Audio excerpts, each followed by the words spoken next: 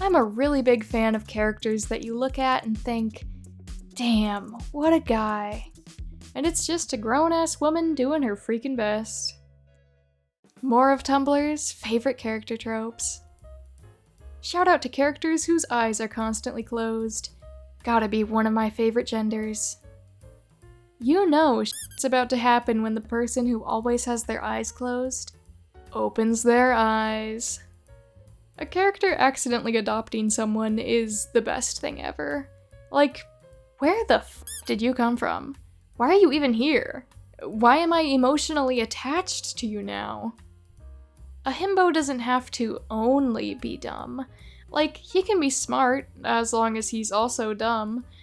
Like, he knows particle physics, but he doesn't know that you're not supposed to eat the eggshell when you scramble eggs.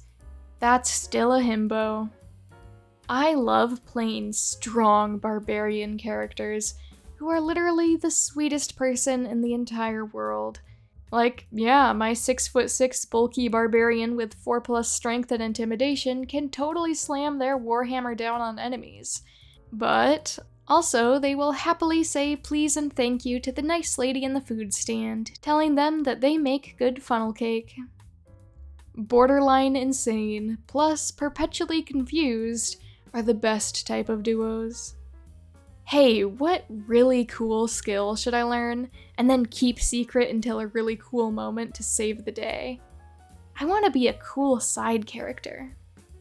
I love characters who are a different type of badass from the rest of their found family. The scholar in a pack of warriors. The wielder of the power of friendship, surrounded by wielders of swords, guns, and fists. The assassin, who has fallen in with people with morals. The non-magic one surrounded by wizards. And vice versa. My favorite siblings trope is when their sibling bonds were one of the few things they had while growing up, but then their relationship grew distant due to circumstances. Bonus points if both siblings struggled with expressing their true selves or emotions. I need a guy going on a quest for the dumbest reason possible. Like, his friend asks him, hey, do you want to go on a dangerous quest with me? And there's like an 80% chance you'll die, and also the reward holds no meaning to you. And the guy says yes, not because he cares about that friend that much or because he wants to, but because the friend bought him one ice cream cone 10 years ago, and he genuinely sees those things as an equivalent exchange. The absolute best trope is protagonist and antagonist team up temporarily, either out of necessity or to deal with a threat that puts both of them in danger. And it's not even close. It either ends with the two gaining a better understanding of each other, or they both do an immediate 180 the second the situation has resolved itself and go back to wanting to murder each other. Both options are great. I'm giving a particular shout out to Kid Icarus Uprising for having this happen 4 times. Look, if you really want to wield the special weapon that only the chosen hero can lift, all you gotta do is be strong enough to pick up and swing around the chosen hero while they do it. I love a character raised to be a weapon as much as the next guy, but what really gets me is a character raised to be a shield, who can't fathom being needed or even being wanted beyond keeping others safe, who believe they are alive only to ensure someone doesn't die, no matter the cost.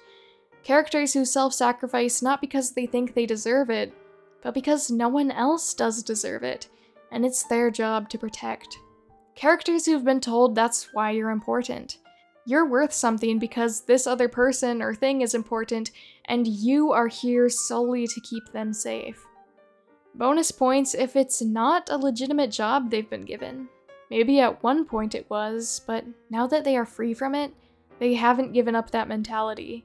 No one is forcing or asking them to do this, but they need to. They need to in order to be deserving.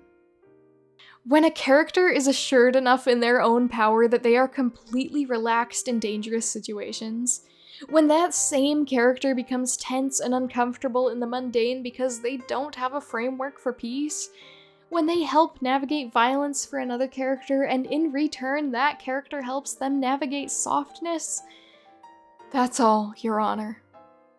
Girlies when the monstrous character just wants to be loved and to be accepted, while getting to remain a monster. Learning someone had huge secrets after they died is such a good trope. The other character not knowing who it is they're grieving for anymore. The feeling of, why didn't they tell me? And not being able to get an answer. Especially if the character that died was known to the audience, and the audience didn't know either. Leave both the readers, watchers, listeners, or players, and the characters guessing, and with mixed emotions. A trope I appreciate very much. During the traumatic canon events, they're depressed, anxious, and probably underweight. But during the post-canon or epilogue, they gain weight while healing and are happier and healthier. Nothing hits harder than when that character who always wears suits wears something non-formal. I love the trope of a character remaining bubbly and sweet, and a ray of sunshine after all the hardships they encountered and all the things they suffered through. It's one of the very few fictional things that I'd like to incorporate into my life. An absolute underrated trope is when a character meets someone incredibly dangerous, but rolls a 1 on perception so they don't realize the danger. But lives because they also rolled a nat 20 on charisma, so they don't end up getting killed. If a movie character gets shot here on the side, they're required to keep it to themselves for a while. Later in the movie, they must open their shirt or jacket, revealing an alarming amount of blood, followed by another character saying, "You're hurt!" This is law. Forget kissing. I need to see two bitches hug. I need to see them embrace.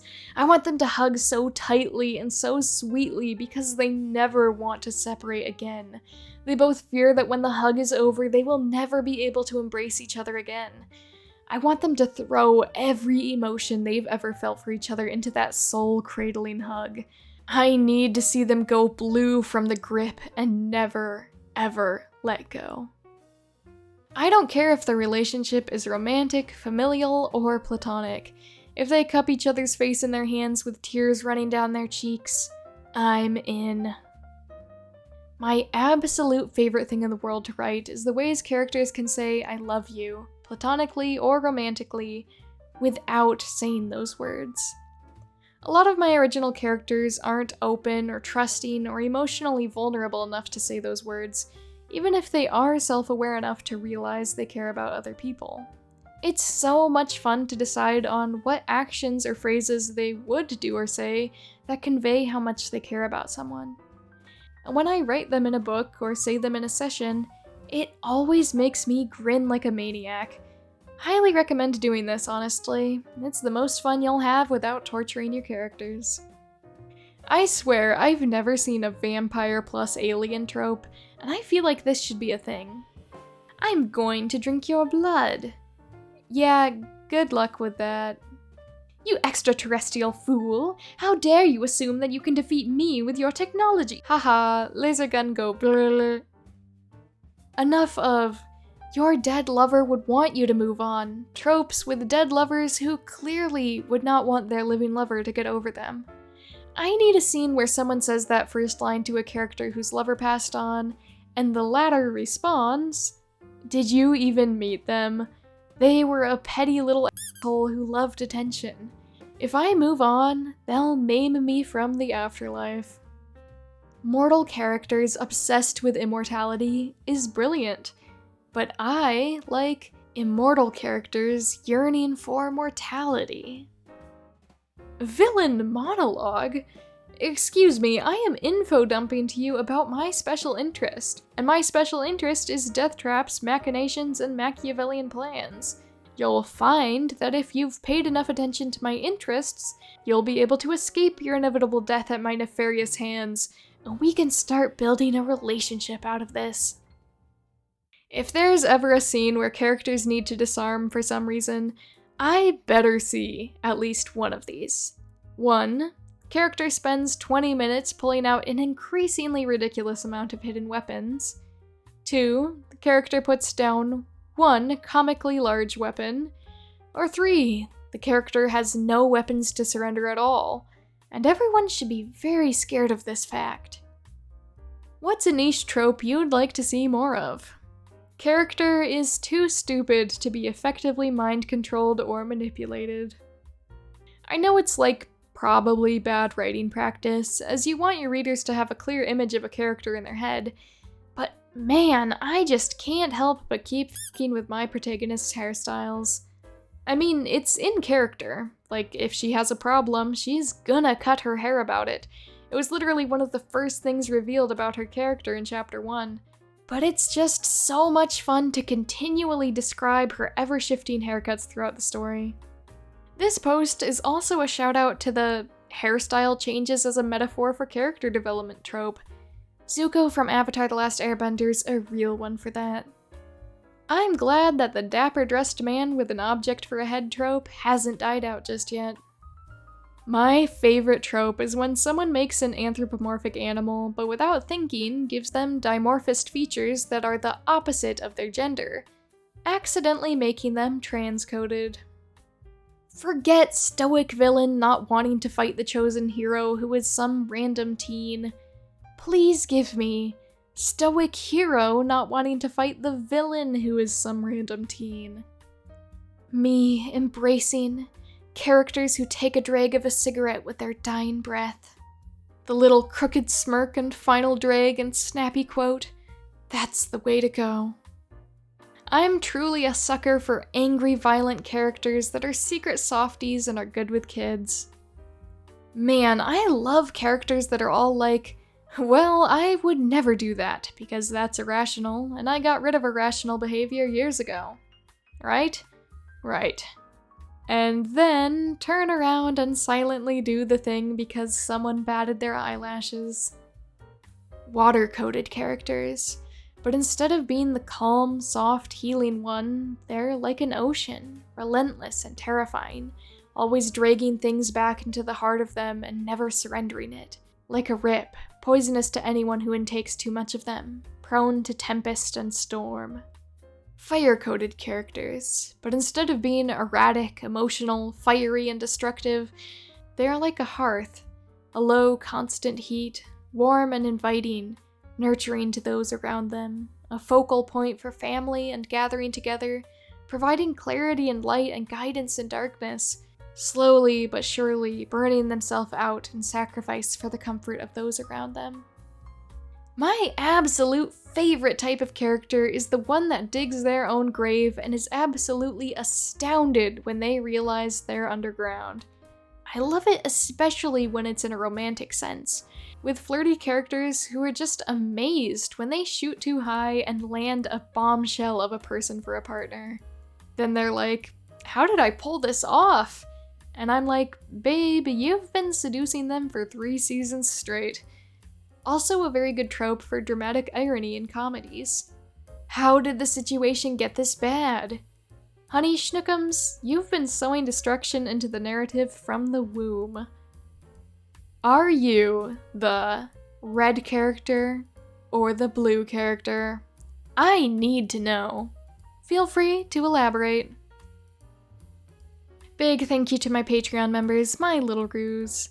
Kuski55, Fallen Vexen, Sam, Danka42, I Am a Noodle, John Huang, Fantastic Wreck, Night Avenger, Mintara, Ember, and Somnophobic Danny. Thank you so much for your extra support, it means the world to me. I'm really grateful for you being here, and I hope you guys are doing well. I wish you the very best. And the same goes to my YouTube channel members, my mini-ruse, AD, Taylor Thompson, Fox Starkiller, Logan, and This Person 10. Thank you so much for your extra support. I'm so glad to have you be a part of my channel. I hope you guys are doing really well. And again, thank you for your extra support. And thank you to everyone else for watching. I hope you enjoyed the video. Let me know your favorite character tropes in the comments. Know that I am very grateful for all of you being here and enjoying this content that I create. And I hope you all have a wonderful week until I see you in my next video.